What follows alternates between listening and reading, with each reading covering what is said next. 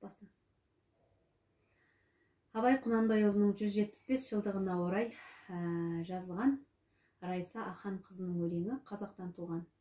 Музыкасын жазған Аякөз Қыдырбай қызы.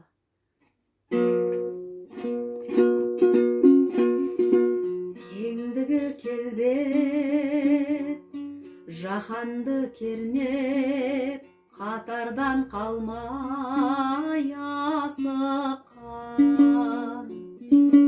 Рухани өрнек жаңарта зерлеп, жаңғырып жанып атыптан.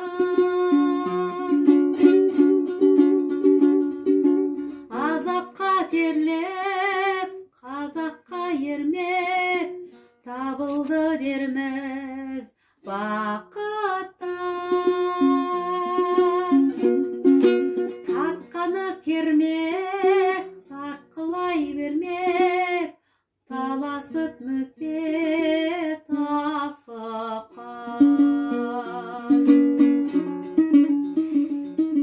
Қулары келмек, құлқынға бөлмек, кім қалды бүгін жасықтан. Өзінше өрлеп, озғанын көрмек, Абайды туған уақыттан.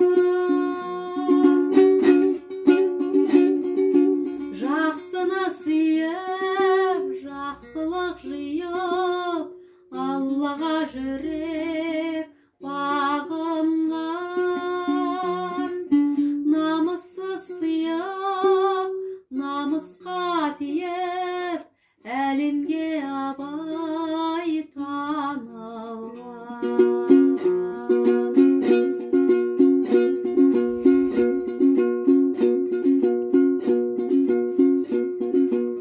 Асылдан қиық, туралық түйіп, санадан шырақ жағылған. Керілген иық, асқардан биік, тұлғасы нұрға малынған. Нұр алып нұрдан, сыр алып жырдан, бағымды биік қойған кім. Салбырап сырғай, балбырап бұлмаң, төгілер қалмай бойдан мұң.